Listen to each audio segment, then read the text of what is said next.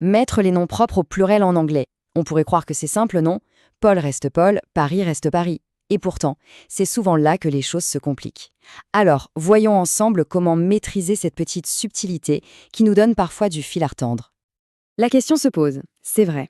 Est-ce qu'on peut même imaginer un pluriel pour ces noms? On serait tenté de répondre non tout de suite. Mais comme souvent avec la langue anglaise, la réalité est bien plus nuancée et pleine de surprises.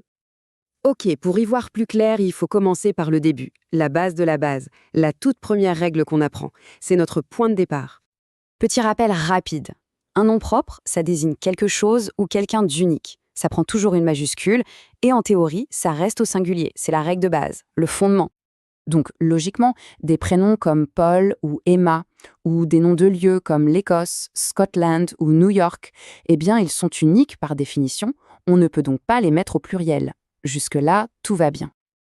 Et c'est maintenant que ça devient amusant, parce que se passe-t-il quand on ne parle plus d'une personne, mais de tout un peuple, d'une nationalité entière? C'est notre première grande exception.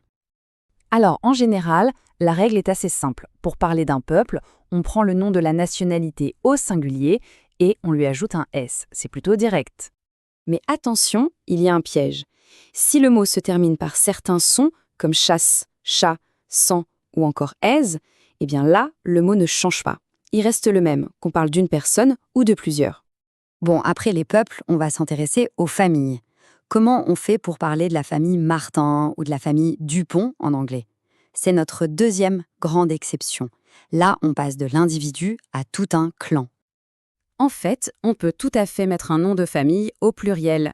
En disant The Stuarts, par exemple, on ne parle pas d'une seule personne, mais bien de toute la famille, de toute la lignée, presque comme une dynastie. Et ce principe va même encore plus loin. On peut utiliser un nom célèbre au pluriel pour parler d'un type de personne. Par exemple, si on dit The Napoleons of History, on ne parle pas de clone de Napoléon, mais de tous les grands stratèges qui lui ont ressemblé. C'est une image. Allez, on arrive à la dernière subtilité, le petit détail qui fait vraiment toute la différence. Qu'est-ce qui se passe quand on ajoute un titre comme frère ou sœur à côté du nom de famille? Eh bien, la règle est très claire. Quand il y a un mot comme brothers ou sisters, c'est ce mot-là qui prend le S du pluriel. Le nom de famille, lui, reste bien sagement au singulier. C'est de Smith Brothers et pas de Smith's Brothers. Bon, assez de théorie, il est temps de mettre tout ça en pratique. Voyons comment toutes ces règles s'articulent dans des phrases bien concrètes. Regardons ce premier exemple. On a The League Brothers. Le pluriel est sur brothers, le nom Lee reste singulier. Et Chinese ne change pas, parce qu'il se termine en is. On applique deux règles en même temps. C'est exactement le même principe ici. On dit The Bronte Sisters. Le pluriel est bien sur sisters, tandis que le célèbre nom de famille Bronte, lui, ne bouge pas.